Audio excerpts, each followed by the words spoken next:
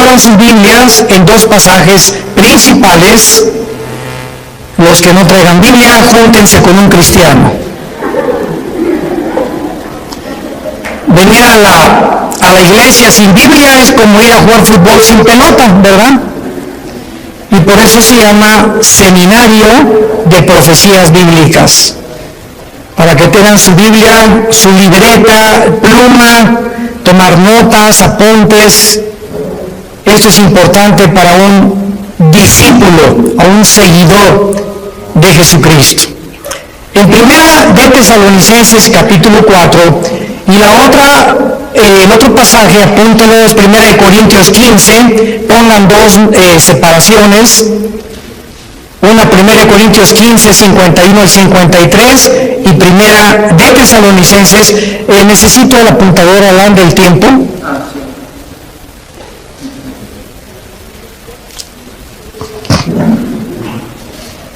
No sé quién se encargaba de esto, es muy importante, si no termino a las 8 de la noche.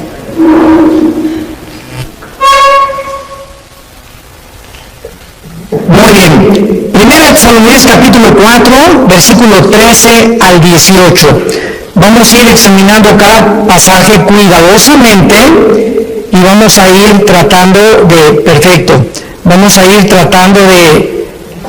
extendernos lo más posible en toda esta doctrina que ha cobrado una vigencia nueva. Y yo no se imaginan la cantidad de personas que me he encontrado, inclusive líderes de iglesias, cristianos, que ni siquiera creen que va a haber un rapto de la iglesia. Ni siquiera creen que va a haber un rapto. Han atacado esta doctrina como han atacado otras también, ¿verdad? Hay de todo. En la Biblia del Señor hay de todo. Y siempre que encontramos una controversia en la Biblia, no se debe más que a dos razones principales. Cristo dijo: erráis ignorando las Escrituras y el poder de Dios. Entonces, cuando en la Biblia, por ejemplo, hay un grupo que dice: yo no creo que la salvación se pierde. Y cuando me encuentro así, tengo debates en una cadena que se llama Enlace, casi los miércoles, cuando me invitan a debatir con pastores en todo el mundo. Están desde Costa Rica, están de Colombia, y yo estoy solo en Dallas, porque ahí está la base de Enlace Internacional. Y pues me dicen, ¿verdad? ¿Qué piensan ustedes por qué se pierde la salvación? Y les contesto: ¿ustedes ya han estudiado la otra cara de la moneda? ¿Cuál es? Que la salvación no se pierde. Porque los que creen que se pierde la salvación tienen solamente 5 pasajes en todo el Nuevo Testamento que leyéndolos, parece que se pierde la salvación. Contra más de 175 pasajes que nos enseñan que es imposible perder la salvación. Entonces, cuando tienes en la Biblia una balanza y tienes dos perspectivas o dos doctrinas, es importante buscar cuál tiene más peso teológico y entender por qué las personas que creen eso lo creen, para que tú les puedas mostrar con los versículos que ellos usan para demostrar que esto es así, contradecirles a través del contexto dentro del cual el texto está escrito, porque sacar un texto del contexto es hacer un pretexto. Entonces, las sectas se caracterizan por eso. Tú platicas con un testigo de Jehová, y un testigo de Jehová te va a decir que Cristo no es Dios, que el infierno no existe. Y le preguntas: ¿por qué niegas que Cristo no es Dios? Y te contestan: es que Él dijo que nadie sabe estas cosas más que el Padre. Entonces, ¿cómo puede Cristo ser Dios si dijo que Él no sabía ni siquiera el día ni la hora? Sin entender que cuando Cristo bajó al mundo, Filipenses capítulo 2, Él se hizo igual que nosotros, se puso debajo del Padre temporalmente, para que Él no hiciera nada más que lo que el Padre le dijera, y dejarnos el ejemplo de la sumisión a a la autoridad. Pero Jesucristo era 100% Dios y era 100% humano. Tú platica con un mormón y el mormón te va a decir que ¿por qué no podemos tener 4 mujeres? 5 mujeres. Si David tuvo casi 7, 8, Salomón tuvo casi 1000. ¿Y por qué yo no? Dice don Pancho Pistolas. Y tú puedes contestarle claramente, ¿verdad? La dispensación o la administración bajo la cual vivieron, ¿por qué Cristo es Dios? Porque Dios tiene 2 clases para poder juzgar. Una, la voluntad de Dios, apúntalo, es permisiva y directiva. Entonces, el hecho que Dios permita algo no significa que sea la voluntad de Dios. Una muchacha llegó un día y me dice, ¿es por qué me permitió casarme Dios con este patán de esposo que me golpea, etcétera, etcétera? Si yo le pedí a Dios y le dije, porque tú aceptaste casarte con él. Y tú sabías perfectamente bien lo que hacías, tenías 2 años sin ir a la iglesia cristiana y te casaste con el primer camión que pasó por ti. Entonces Dios lo permitió, pero no era la voluntad de Dios, porque si tú hubieras permanecido en la voluntad de Dios, Dios te hubiera dado la persona que Él quiere desde antes que naciéramos, que nos acompañara en nuestra vida matrimonial. Entonces tenemos que comprender eso. El que Dios haya permitido que Abraham se aventara el clavado con con Agar, y que David tuviera esposas y que Salomón lo dejó como ejemplo para que Salomón escribiera el libro de Eclesiastés. Y ahí Salomón lo explica claramente, a la risa le digo, enloqueces al placer de que sirve esto, para que cualquier hombre que crea que teniendo 2 mujeres o 3 mujeres ya la hizo y vas a ser feliz, te equivocas, porque las cosas que se escribieron para nuestra enseñanza se escribieron a fin que a través del ejemplo de los hombres y mujeres que Dios exhibe con sus pecados en la Biblia, veamos que por eso la Biblia es un libro de santidad. Muy bien, vamos a abordar esta doctrina del rapto de la iglesia. Primera de Tesalonicenses 4, del 13 al 18. Pablo les dice a esta iglesia, no queremos, hermanos, o tampoco queremos que ignoren acerca de los que duermen. Dios no quiere que ningún cristiano ignore qué pasa después de morir. No quiere Dios que nosotros ignoremos qué hay después de la muerte, para que no nos comportemos como la gente que, como no sabe qué hay después de la muerte, como mi abuelita, se murió uno de sus hijos de mi abuela materna y se vistió de negro 8 meses sin salir de su casa para guardar luto. Háganme ustedes el favor. ¿Por qué lo hizo y por qué lo hacían nuestros abuelos y abuelas? Por la ignorancia de saber qué es la muerte y cómo debemos comportarnos delante de la muerte.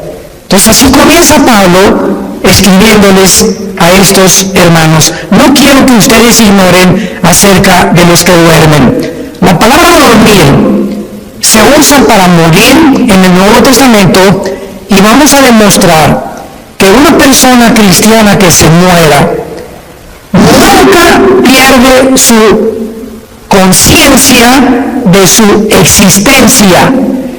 Todas las personas que vamos a ver en la Biblia en esta tarde, vamos a demostrarles que cuando murieron estaban conscientes, pero su cuerpo es el que duerme en la tumba, es la resurrección de los muertos, pero el alma y el espíritu, en el momento de la muerte, nos vamos inmediatamente, salen del cuerpo, lo vamos a ver a la presencia de Dios.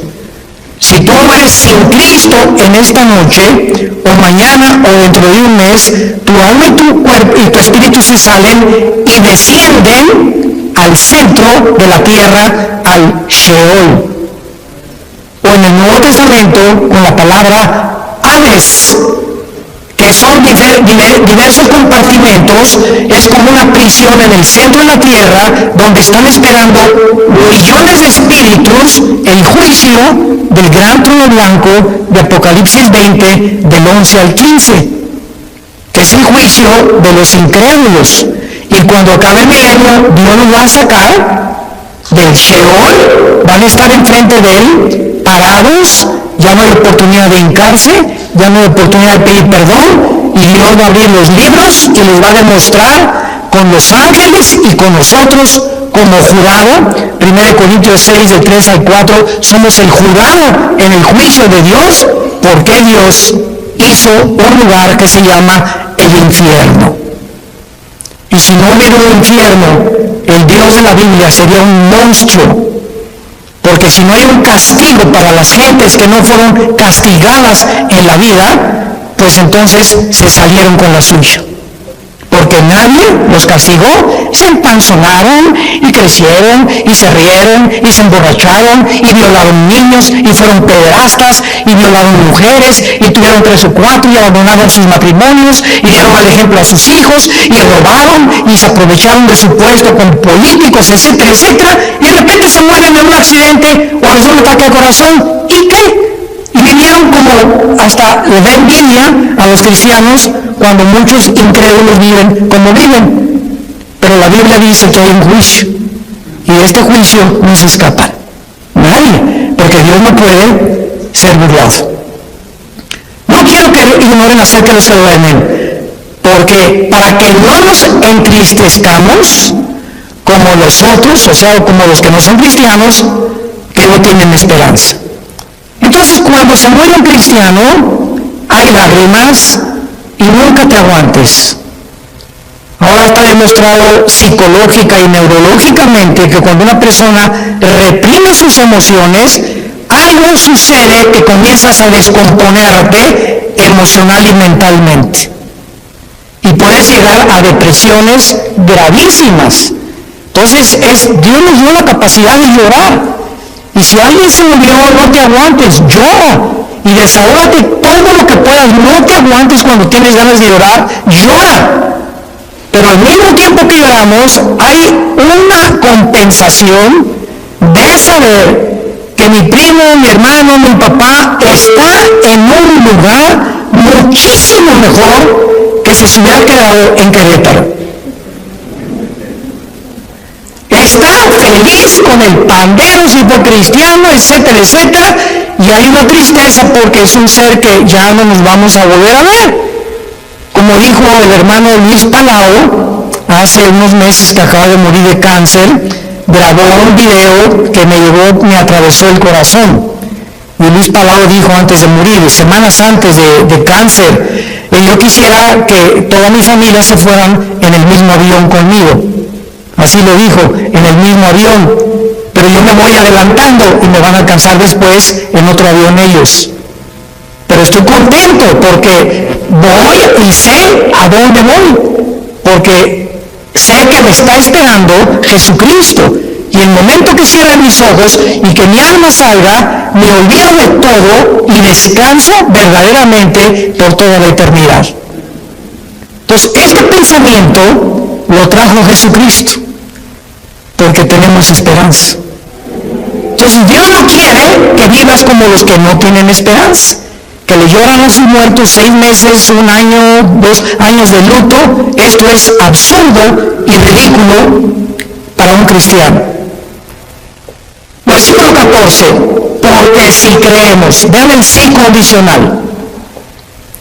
Si realmente tú crees que Jesús murió y resucitó, así también, vean con mucha atención esto, así también traerá Dios con Jesús a quienes.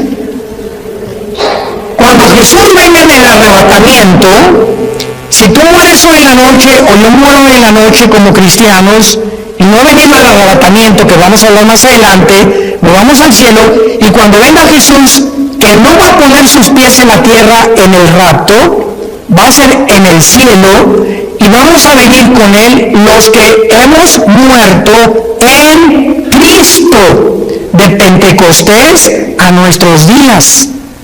Porque los santos del Antiguo Testamento resucitan después de la tribulación.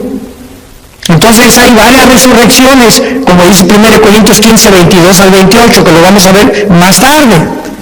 Entonces, cuando venga Cristo, traerá con Jesús a los que durmieron con Él. Esto implica que los muertos ya están con Jesús, no están en el cementerio. Ya están con Jesús los muertos, no están en el cementerio. Como el cuento de el Día de Muertos en México, ¿no? Que estaba la India María en el cementerio con una olla de mole. Y llegó la señora Pompidou con un ramo de flores. Y entró la señora Pompidou al cementerio con su ramo de flores así. India bruta, le dice, ¿cuándo crees que tu muertito se va a comer el mole? Y le contestó la India María, cuando ven el cielo por las nubes. O sea, tanto los ignorantes como los de la clase alta cometen el mismo error que se llama paganismo. Cuando nosotros enterramos a alguien, un cristiano no regresa nunca al cementerio, porque no hay nada más que huesos y lagartijas. Y pararte enfrente de una tumba o en un momento de una tumba, ¿verdad?, es por ignorancia, porque de alguna manera queremos seguir teniendo contacto con eso, y, ay, mi chole, ¿verdad?, y perdóname que te haya hecho lo que te haya hecho, ¿verdad?, y perdóname, mi chole, y comenzamos a hablar con el muertito, con la muertita, y él no está ahí, ni se va a comer el mole, ni va a salir por las flores. Entonces, todas esas costumbres han sido arrastradas por ignorar qué hay después de la muerte. Y Jesús vino a abrirnos los ojos y el entendimiento para que vivamos con una vida de la verdad y de conocimiento. Versículo 15. Por lo cual, entramos en materia. Os decimos esto en palabra del Señor. O sea, Jesús le reveló a Pablo lo que vamos a ver. Que nosotros que vivimos, que habremos quedado hasta la venida del Señor, no precederemos a los que durmieron, porque el Señor mismo, con voz de mando, con voz de arcángel y con trompeta de Dios, descenderá del cielo, y los muertos en Cristo resucitarán primero. Luego nosotros, los que vivimos, los que hayamos quedado, seremos, apunta la palabra en tu Biblia, arpazo. Tal como suena con Z, arpazo. Como el arpazo de un tigre o el de un león que hace esto para arrebatar la carne. Y esta palabra se tradujo arrebatados. Y significa ser sacado o quitado de medio súbitamente. Por eso se llama rapto, viene del latín raptarus. Entonces, usar arrebatamiento o el rapto de la iglesia son palabras sinónimas, pero se tradujo arrebatados.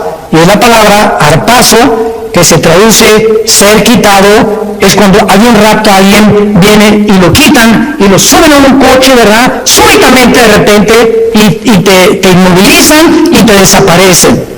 Por eso se llama que seremos raptados. De repente, millones de personas en el mundo van a encontrar la ropa tirada en el suelo. Todos los bebés van a desaparecer del planeta Tierra, y los niños menores de edad, y los niños menores de edad, hijos de los cristianos. Aviones van a chocar porque los pilotos chocaron, porque desaparecieron los pilotos.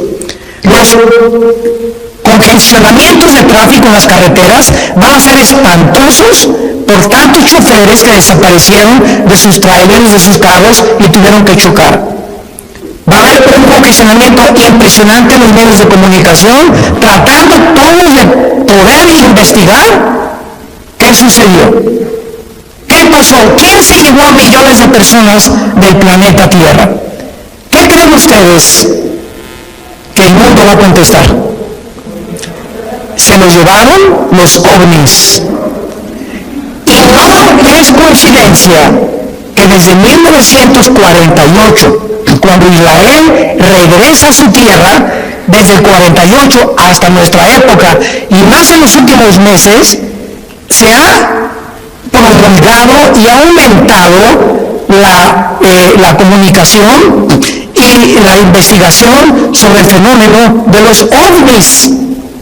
Las Naciones Unidas ya tienen un departamento dirigido por una hindú, una mujer de la India, encargada de investigar el fenómeno ovni.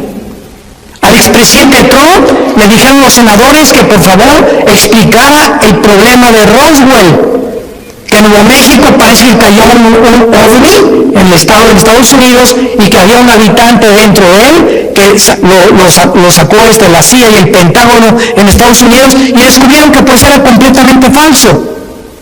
Entonces, ¿por qué están apareciendo tantos platillos voladores en el cielo? Yo quiero darles ahorita la respuesta. Luego me preguntaron, ¿por qué ustedes los cristianos no creen en los ovnis? Y yo les contesté, ¿quién dice que no creemos? Claro que hay muchos videos falsificados y relatos de personas que fueron raptadas por ovnis o que también hicieron experimentos genéticos con ellos, pero hay hechos que son reales. Y yo estuve traduciendo, ¿te acuerdas, Alan, de Jim Arwin? Jim Arwin fue el piloto de la nave Apolo 15, que fue el primer vehículo que caminó en la Luna. Y Jim Arwin vino a México y me llamaron a mí, ya hablaba yo inglés en aquel tiempo, para que fuera su traductor. Fuimos como a 6 o 7 universidades, ¿te acuerdas? Y Jim Arwin estuvo platicándonos con nosotros que él vio, porque allá cuando regresaba de la Luna, él se convirtió a Cristo. Y en la escuela donde iba Alan tenía a un hijo que ellos adoptaron, ¿te acuerdas? Era un taiwanés o de Filipinas, que era la misma escuela donde iba Alan y nuestra hija Kim, que ya murió de cáncer. Pero Jim Arwin me dijo, mira Armando, yo vi una cosa que pasó enfrente de la nave cuando íbamos entrando ya a la atmósfera, que era una velocidad Mach 3, o sea, imposible que ninguna nación haya fabricado tal artefacto que pueda trascender la velocidad del sonido. Y dije, ¿qué era? Dice, nada más vi algo como plateado que pasó enfrente de mí. Entonces, hay astronautas y hay pilotos de integridad que dicen que se han enfrentado con este fenómeno de los ovnis. ¿Y cuál es la respuesta? La respuesta es que es real. Nada más que los cristianos no les llamamos ovnis, les llamamos ovis. Objetos voladores identificados. Porque no negamos que existen, pero sabemos quién está detrás de ese fenómeno. Son materializaciones de la energía satánica. Satanás está preparando el mundo para que cuando venga el arrebatamiento de la iglesia, sepa el mundo que fuimos sacados del mundo por extraterrestres. Ahorita, en el estado de Colorado, en Estados Unidos, el más grande observatorio de los ovnis, ¿quién creen ustedes que lo financia? El Vaticano. ¿Y saben cómo se llama el observatorio? Lucifer. Lucifer, el más grande observatorio que está tratando de encontrar, porque dijo el Papa Francisco, que si llegaban los ovnis, él los iba a evangelizar. Bueno, no vamos a perder con eso, ¿verdad? Pero vamos a explicar esto claramente. Dice el versículo 5, que cuando Jesucristo viene del rapto, va a haber una generación de cristianos vivos. Dios quiera que seamos nosotros. Muy bien. Y dice el versículo 16 que cuando Él venga, viene con voz de mando que solamente lo vamos a oír nosotros. Viene con el arcángel Miguel, que es el comandante en jefe de la nación de Israel. Y también dice la Biblia que vendrá con una trompeta. Y esta trompeta no es la última trompeta del capítulo 14 de Apocalipsis, porque las trompetas de Apocalipsis son de juicio.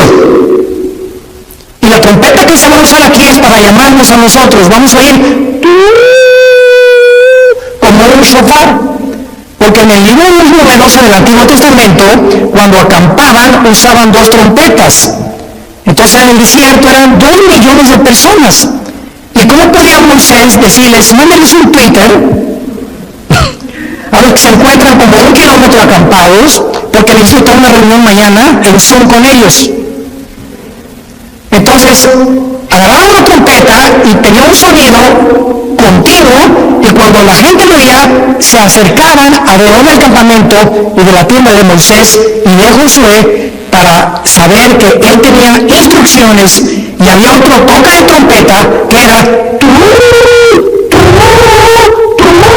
que era repetido, que significaba empaquen porque nos vamos, estamos cercanos por el enemigo.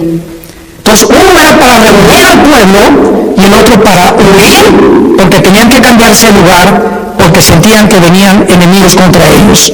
Y el toque de trompeta que vamos a oír es para reunirnos con Jesús.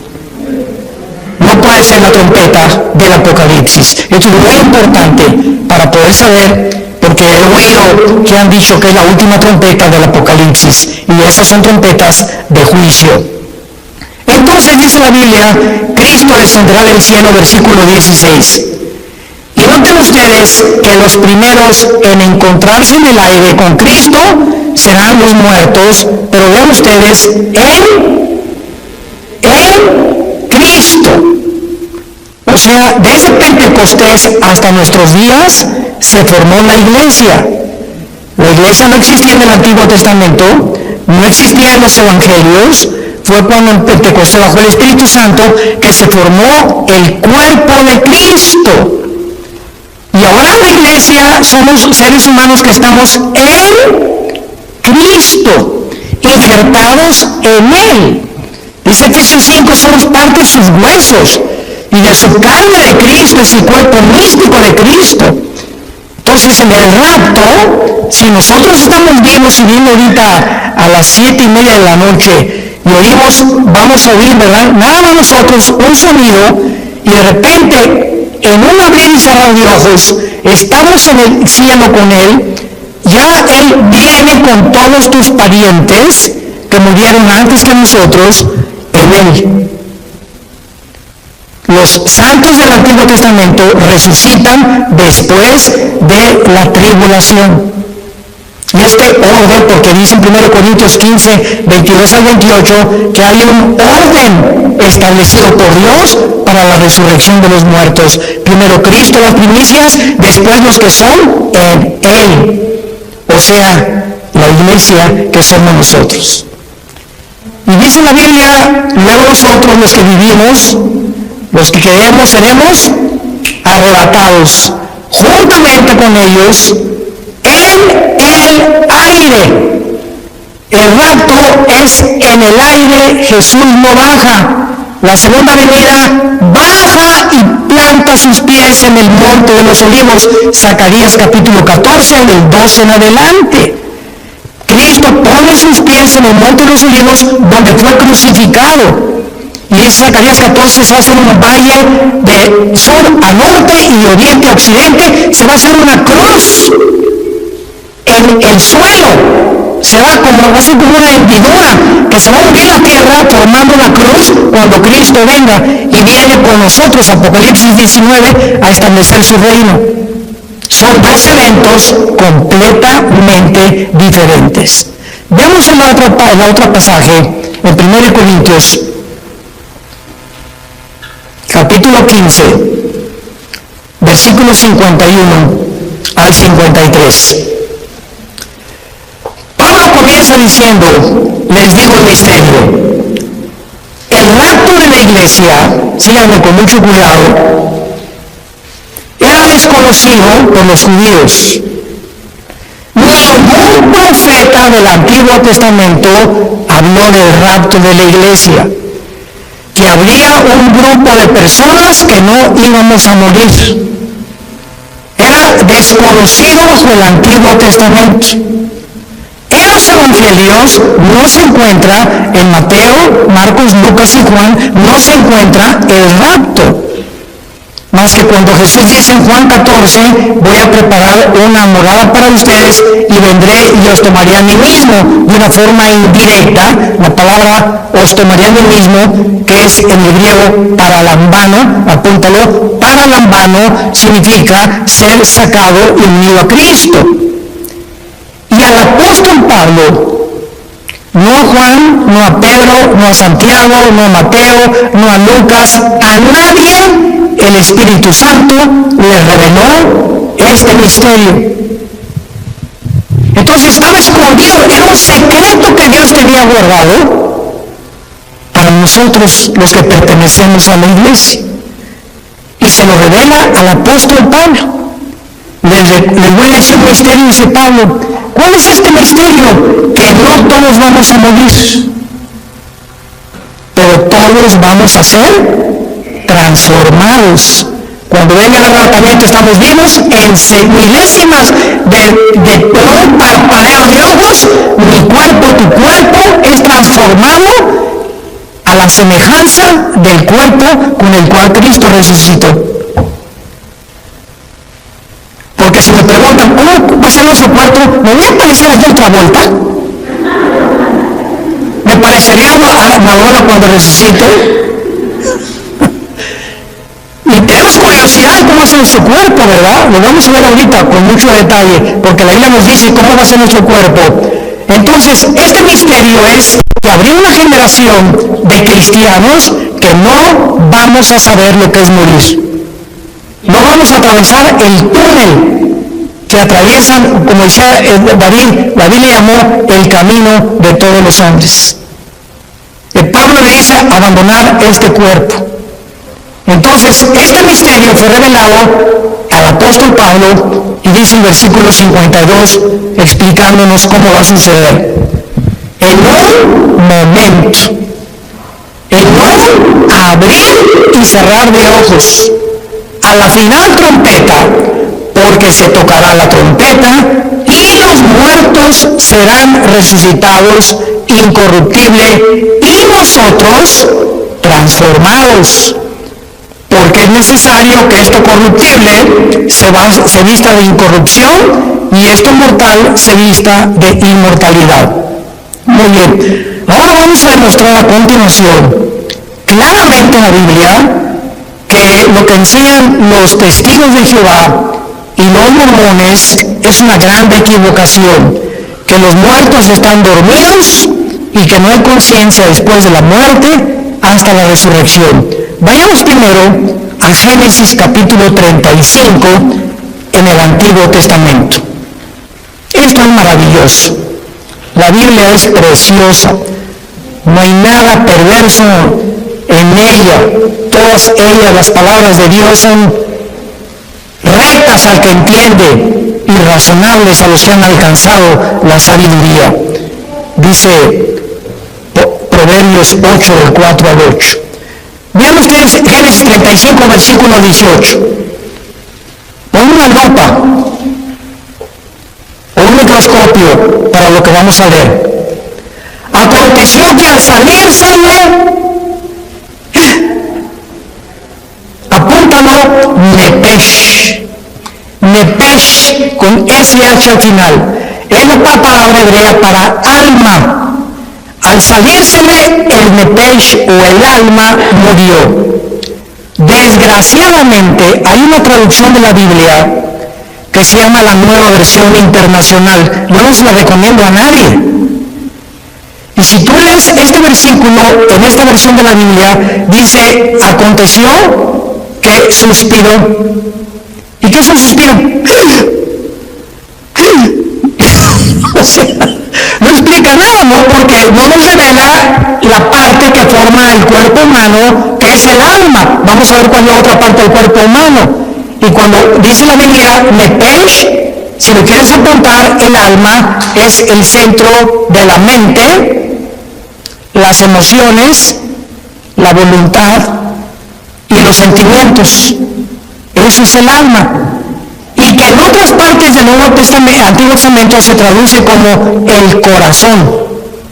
Del corazón salen las malas palabras, del corazón sale esto, del corazón aquello, perverso y engañoso el corazón, Jeremías 17:9, y cuando dice perverso y engañoso el corazón, perverso y engañosos son nuestros sentimientos, perversos y engañosos son nuestras emociones, perverso y engañoso es nuestra voluntad y nuestro intelecto. Nacimos torcidos. Qué peligroso es que confiemos en nuestros sentimientos y en nuestras emociones cuando no están bajo el control del Espíritu Santo. Yo, hermano, me voy a casar. Sí, qué bueno que te vas a casar, Conchita. Es que está re guapo, se parece a Rambo. ¿Y te vas a casar por el físico? No me voy a casar porque qué linda, y está muy bonita, y te vas a casar por el físico, o realmente ya tienes un tiempo conociendo el corazón de esa persona, su carácter, cómo reacciona a diferentes cosas, caminan con Cristo, porque el matrimonio es para dos discípulos. El matrimonio es para dos discípulos de Jesús. Porque si te casas y eres cristiano con una que no es cristiana o con uno que no es cristiano, ¿qué va a pasar? Es como matar en el arado, en el campo, a un buey con un burro.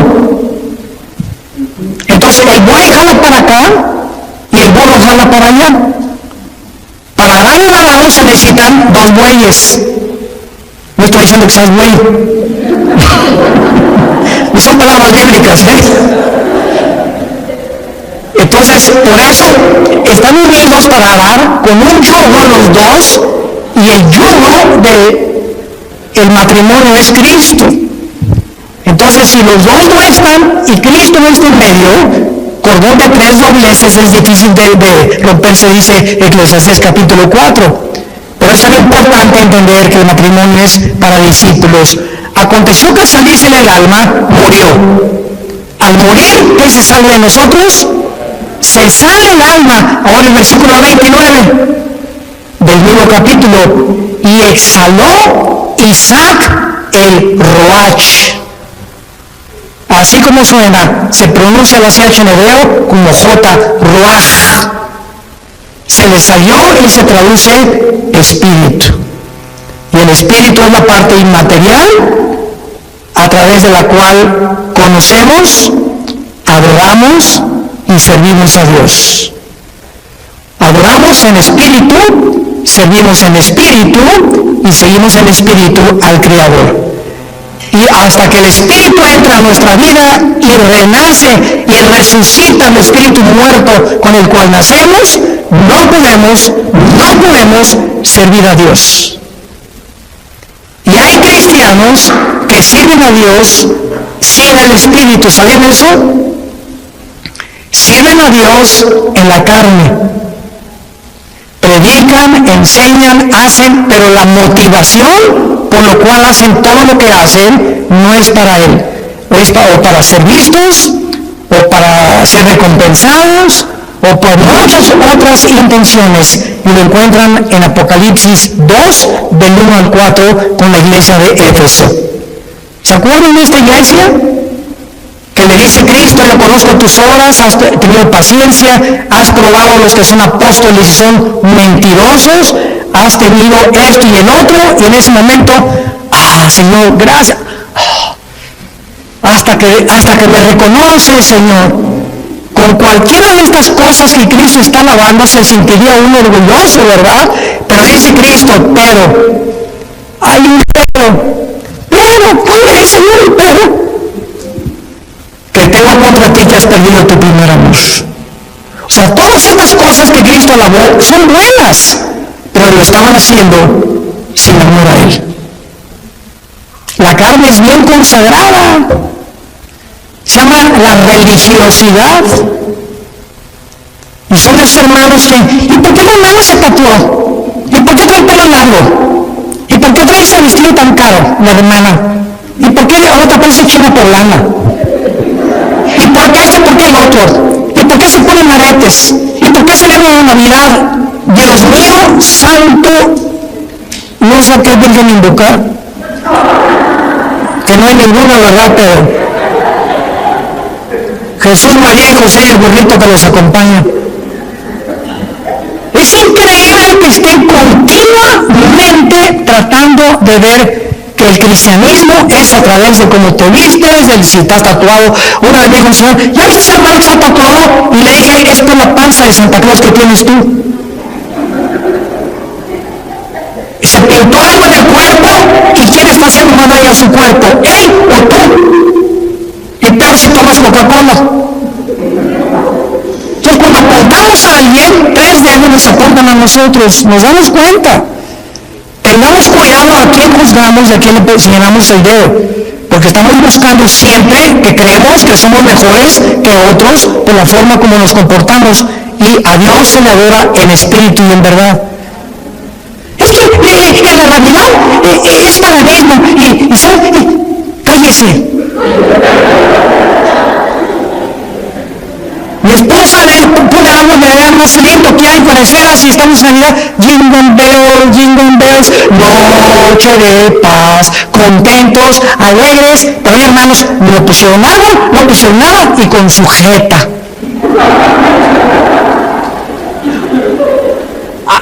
Imagínense en el cielo, Dios, Abraham de Miguel, búscame a los que pusieron arbolito y les pones una tacha.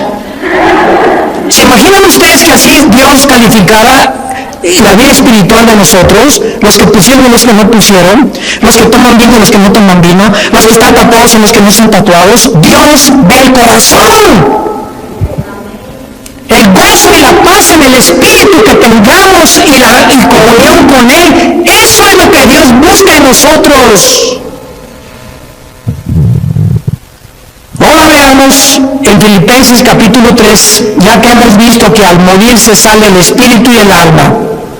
No estamos dormidos. ¿Cómo será nuestro cuerpo cuando nosotros resucitemos? Dice en Filipenses capítulo 3 con muchísima claridad, y tal vez muchos lo han leído antes, pero noten ustedes con los detalles que Dios nos da. Filipenses 3, 20 y 21. Mas nuestra ciudadanía está en los cielos, de donde también esperamos. Esta es nuestra esperanza. Estamos esperando no al anticristo, estamos esperando a Jesús, al Salvador, al Señor Jesucristo, el cual transformará el cuerpo de la humillación nuestra para que sea semejante a ¿quién? Para que sea nuestro cuerpo igual a ¿quién? Al cuerpo con que Cristo resucitó. Muy bien, ya tenemos una pieza clave para saber que cuando resucitemos, nuestro cuerpo tendrá las características que tenía Cristo cuando Él resucitó. Muy bien, ¿cuáles características tenía Cristo cuando Él resucitó? Número 1. Cuando Jesús estaba abriendo sus brazos en la cruz, los romanos tenían la orden, y era de pena de muerte, de asegurarse que el crucificado, antes de que lo bajaran, estuviera muerto. Y como muchas veces se desmayaban por el dolor, y lo podían bajar creyendo que estaba muerto. No hay las pruebas clínicas que hay en el siglo XXI para mostrar que una persona está muerta. Entonces lo que hacían los romanos era romperles los meniscos con un mazo grandísimo en las rodillas, los meniscos de las rodillas. Entonces el crucificado tendría que caer y asfixiarse, y si no estaba muerto, moría por asfixia. Y entonces así se aseguraban de que la persona estaba muerta. Pero estaba escrito en Deuteronomio que a Jesús no le romperían los huesos. Y cuando se acercó un soldado a Cristo para romper los huesos, un centurión romano le había dicho al soldado: detente, yo voy a hacerlo de otra manera. Agarró una lanza y lo atravesó de la izquierda a la derecha, todo el diafragma y el corazón de lado a lado, para asegurarse que estaba muerto. Y el apóstol Juan en el Evangelio escribe esto: vi salir, porque él estaba en la cruz con María su madre y con María Magdalena, solo se recostaron en la cruz y otra mujer, y salió una gota de agua mezclada con sangre. Esto lo escribió Juan hace 2000 años. Y la cardiología moderna, un cardiólogo te da testimonio y te da evidencia que cuando se mezcla el agua con la sangre implica la rotura del pericardio. Que ese pericardio es una capa que envuelve el corazón y cuando se rompe produce un derramamiento de agua mezclada con sangre, lo que implica que cuando Jesús fue atravesado con la lanza ya estaba muerto. Y ahora quiero hacerles una pregunta a todos ustedes, que me encanta hacérselas, sobre todo a los teólogos, aquí a los calvinistas y a los arminianos, y yo que aquí, que se me viene, a ver. ¿De qué murió Cristo?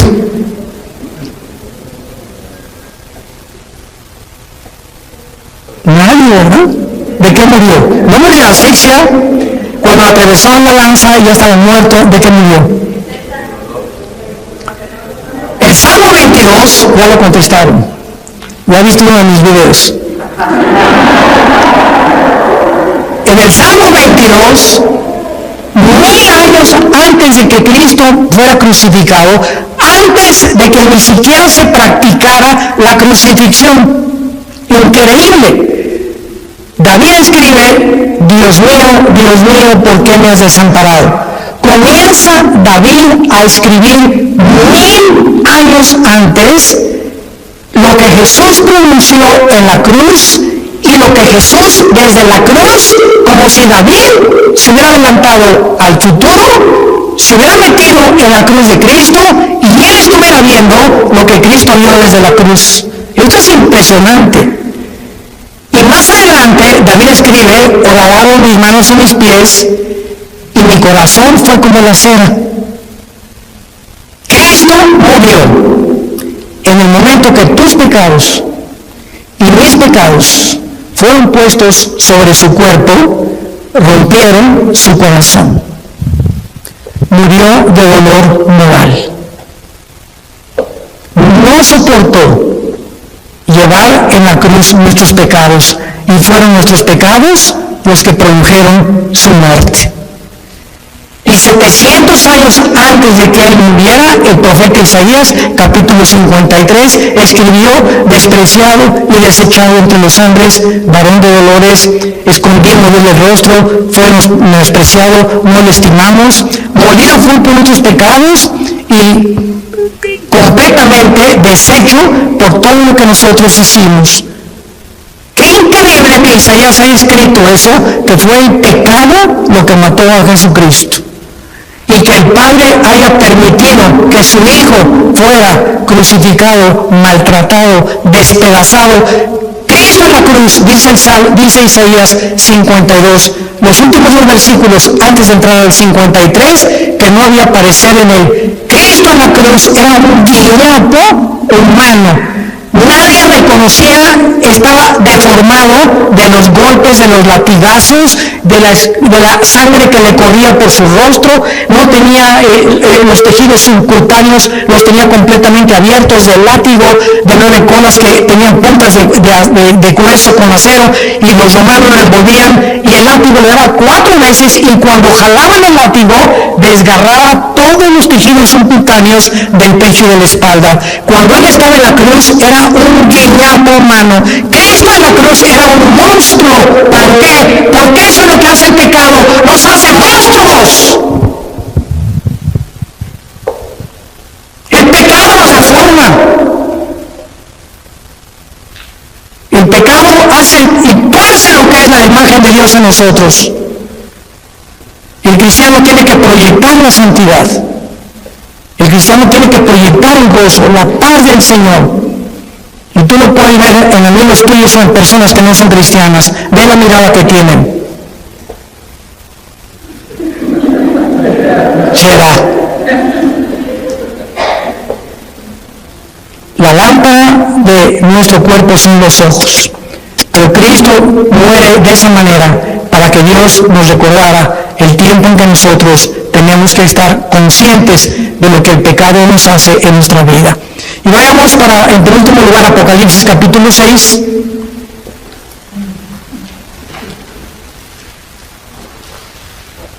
Molido por nuestros pecados. Qué tremendo.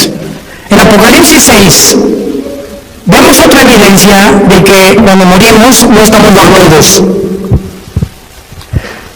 Capítulo 6, versículo 9 en adelante. Cuando abrió el quinto sello, vi, dice el apóstol Juan, vi bajo el altar las almas de los que habían sido muertos por causa de la palabra de Dios y por el testimonio que tenían. ¿Cómo podía Juan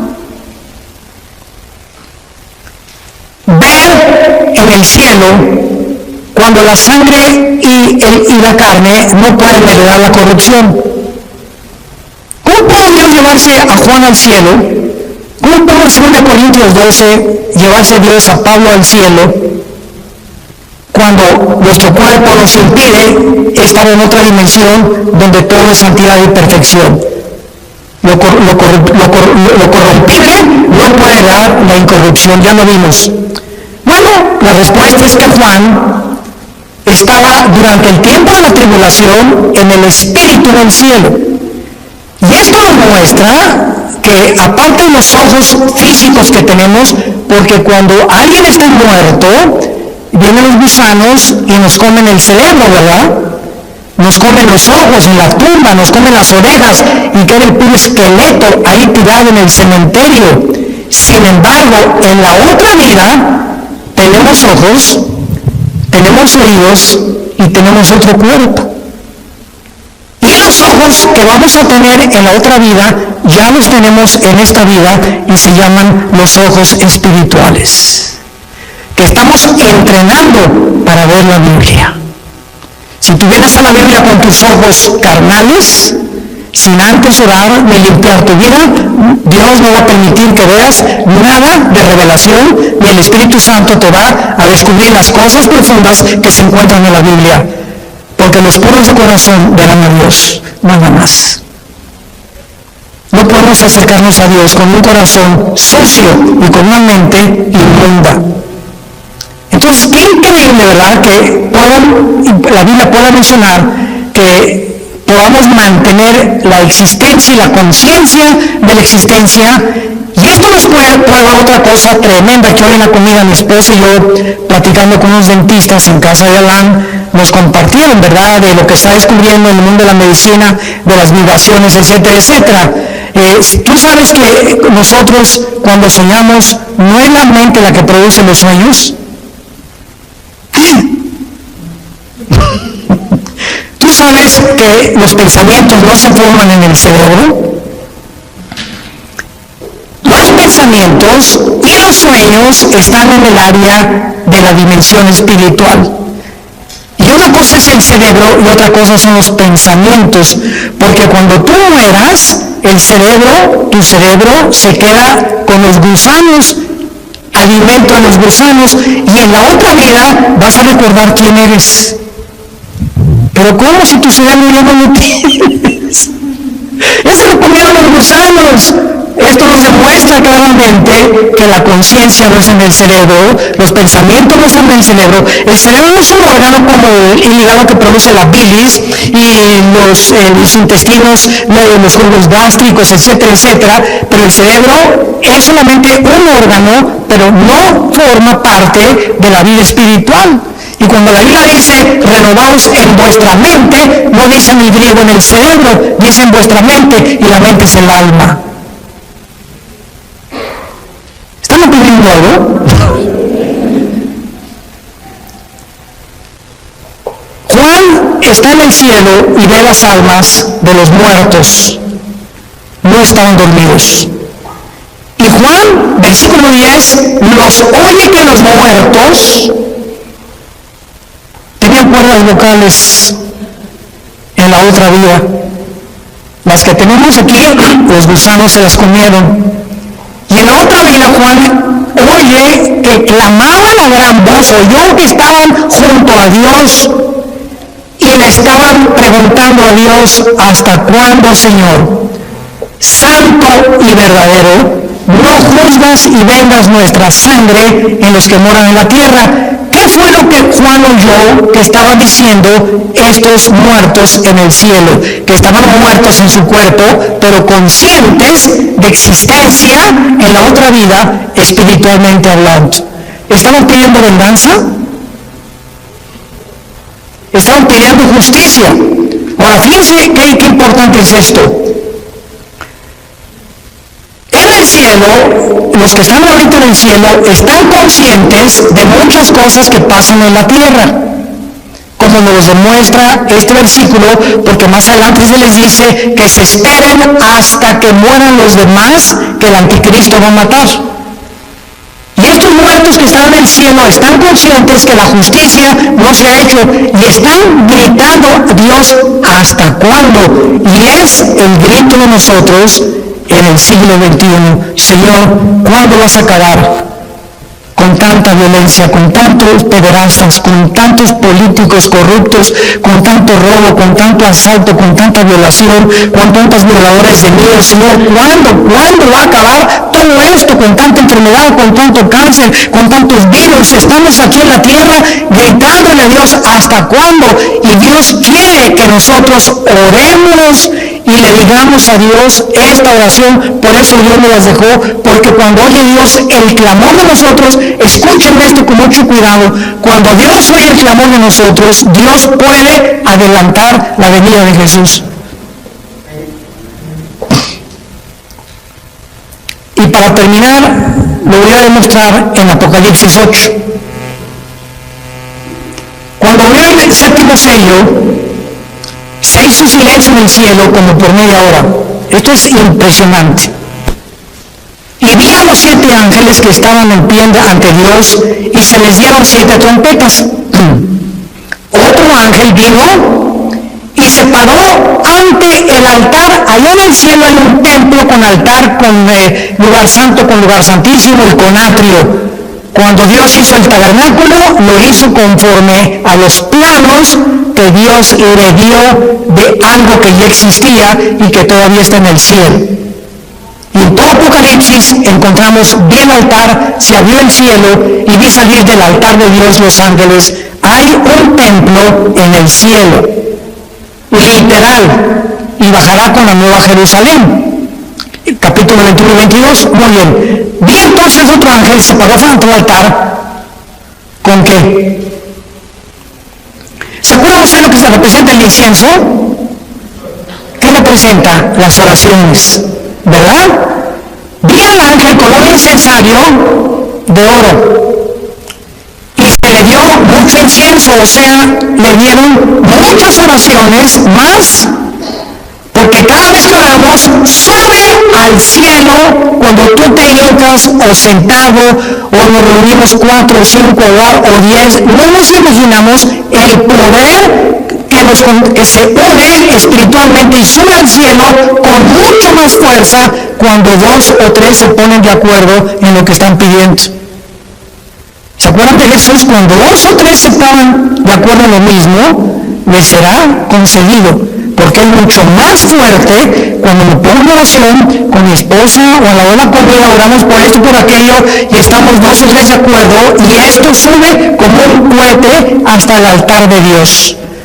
Se le dio mucho incienso para añadirlo a las oraciones de todos los santos sobre el altar de oro que estaba en el trono. O sea, hay un altar y un incensario en el cielo, y las oraciones siguen subiendo, pongan atención, y Dios las está como si fueran incienso, metiéndolas, guardándolas, tus lágrimas, mis lágrimas, las oraciones. Dios está almacenando las oraciones. Vean ustedes lo que sucede. Versículo 4, y de la mano del ángel subió a la presencia de Dios el humo del incienso con las oraciones de los santos. Estas oraciones, simbolizando el incienso, suben a la presencia del Creador de los cielos y de la tierra. Y entonces el versículo 5 dice algo sorprendente. Entonces el ángel tomó el incensario, o sea, nuestras oraciones, lo llenó de fuego del altar y lo arrojó a la tierra. Y en el momento que nuestras oraciones son contestadas, porque es lo que significa, las oraciones ya llenaron el incensario y dio el ángel las vuelcas sobre la tierra, hubo truenos, voces y relámpagos y un terremoto. Esto nos habla que nuestras oraciones precipitarán los juicios de Dios sobre el mundo. Los truenos, las voces y los relámpagos, junto con el fuego, son símbolo del juicio de Dios. ¿Cuántos de ustedes hasta este momento, antes de dormir, no se hincado sentado en tu cama como Dios te acomode, le pides a Dios, Señor, te pido por mi hijo que está perdido, y mojas de lágrimas tu cojín? Te pido por mi esposa, por mi esposo que está perdido, por mis cuñados, te pido por el gobernador, por el gobierno de México, y todo aquello que pedimos nosotros a Dios diario sube al cielo, y mientras más oramos y más tiempo le dedicamos a la oración, Dios va a acelerar la venida de su Hijo Jesucristo. Y muchas veces la negligencia y la apostasía de los cristianos, no te puedo preguntar cuántos minutos, horas diarios, pero si tú oras diario 10, 15, 20 minutos diario, yo no sé qué clase de vida cristiana tienes. No tenéis porque no pedís. Y muchos de ustedes viven una vida sin paz, sin propósito, sin dirección, sin bendiciones de Dios, ni han visto la mano de Dios en sus vidas, en su matrimonio, en sus familias, simplemente porque no piden. Y cuando Jesucito mío, eres su compañía, no me desampares ni de noche ni de día.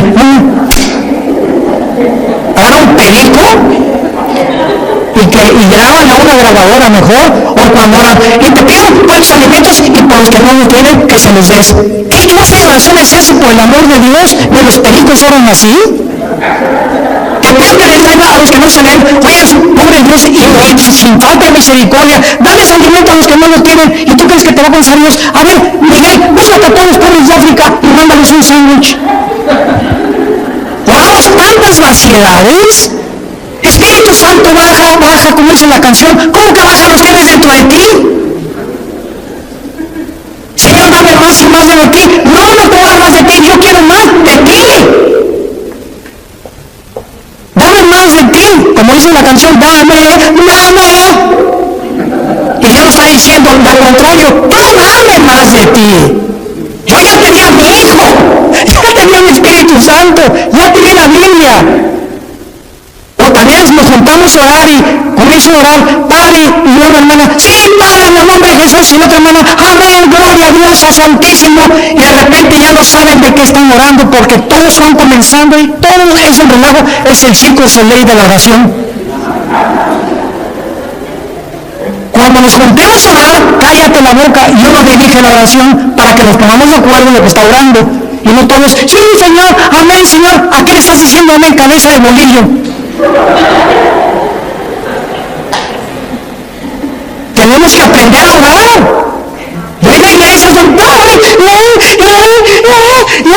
o sea, qué increíble que no sepamos como cristianos que hay un orden en todas las cosas. Dios es un Dios de orden. Y cuando nos ponemos de acuerdo en cosas, Padre, te pedimos por el gobierno, te pedimos por aquello, etcétera, etcétera, la oración cambia las cosas. Y si tú en esta noche tienes a Jesucristo como tu Señor y como tu Salvador, y tú saliendo ahorita mueres un balazo, no sé lo que pueda pasar, un choque, o mañana no amaneces, tú mueres en paz y vas a ir al cielo directamente en el instante, los segundos en que tú te separes de tu cuerpo, de este mundo. Hoy, antes de acostarte, yo te pido que te asegures que tienes a Jesús como tu Salvador. Oremos. Señor, te damos gracias por tu palabra, a causa de la esperanza que nos está guardando en el cielo, y porque nos has hecho partícipes de la herencia de los santos en luz. Nos has trasladado de las tinieblas al reino admirable de Jesucristo. Bendito sea el Dios y Padre de Jesucristo nuestro Señor, que nos nos hizo renacer para una esperanza viva por medio de la resurrección de Jesucristo, que fue crucificado, enterrado y resucitado a los 3 días, para una herencia incorruptible e inmarcesible, reservada para nosotros en los cielos, que somos guardados mientras tanto aquí en la tierra por tu poder, Señor, mediante la fe, habiendo huido de las concupiscencias, de las pasiones desordenadas, de los síntomas sociales que nos indican que vienes pronto por nosotros, de la descomposición moral de la sociedad en la que estamos viviendo. Ustedes sean santos en toda su manera de vivir, porque si invoca a mi Padre en mi nombre, que soy santo ante todas las cosas, dice el Señor, andad con temor durante todos los días de vuestra peregrinación, sabiendo que fuimos rescatados con la sangre de Cristo, sin contaminación, no con oro ni con plata, sino con la vida del Hijo de Dios. En esta noche y en esta tarde, ustedes a través de las redes sociales, yo les invito a que vengan a la cruz. No te invito a una religión, te invito a una cruz, al centro del universo, donde Dios estaba en Cristo reconciliando nuestros pecados. El que no conoció pecado por nosotros se hizo pecado, para que nosotros fuéramos hechos la justicia de Dios en Él. Y Dios muestra su amor para con nosotros en que, siendo pecadores, su Hijo Jesucristo muere en nuestro lugar, para que tú comprendas que el que tiene a Cristo tiene la vida, y el que no tiene a Cristo no tiene la vida eterna. Yo te invito a que te asegures en este momento de tener a Jesús. ¿Qué puedo hacer? Me preguntarás. Dile estas palabras, que broten de lo más profundo de tu corazón. Señor mío y Dios mío, me arrepiento de mi vida. Te pido que en esa cruz donde tú pagaste con tu sangre por mis pecados, me laves en este instante de todas las maldades desde que nací hasta este momento, y que me des la vida eterna.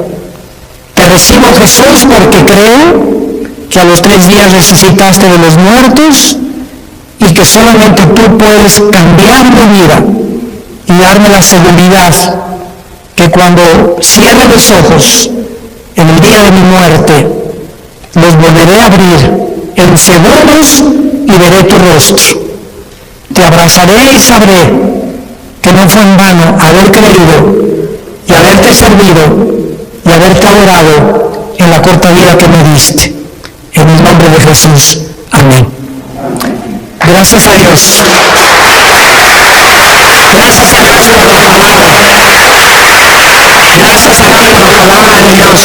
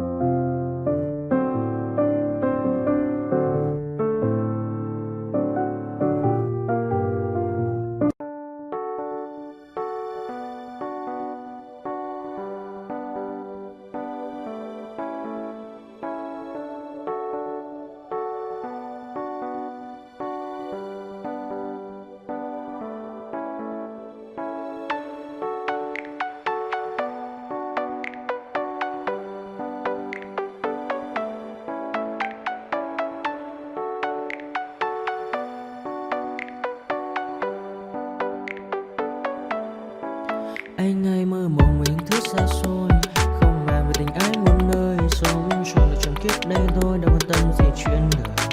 Thế mà lại nằm tương tư, ông tầm bà mũi xe tơ. Đêm nằm trộm nhớ mơ mơ về ai.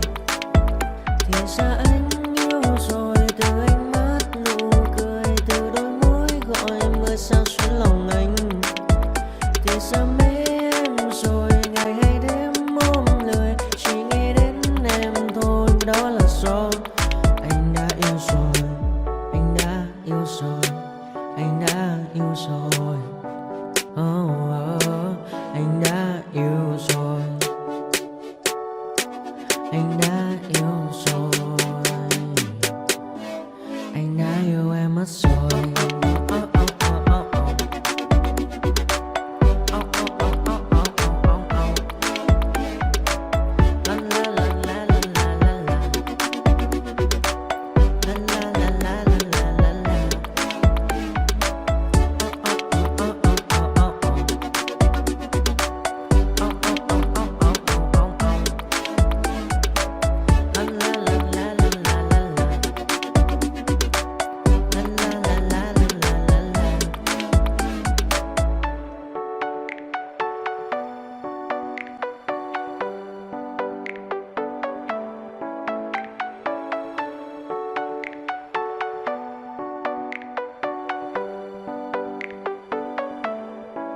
Anh hay mơ mộng mình thứ xa xôi, không màng về tình ái muôn nơi. Sống cho là trọn kiếp đây thôi, đâu quan tâm gì chuyện đời.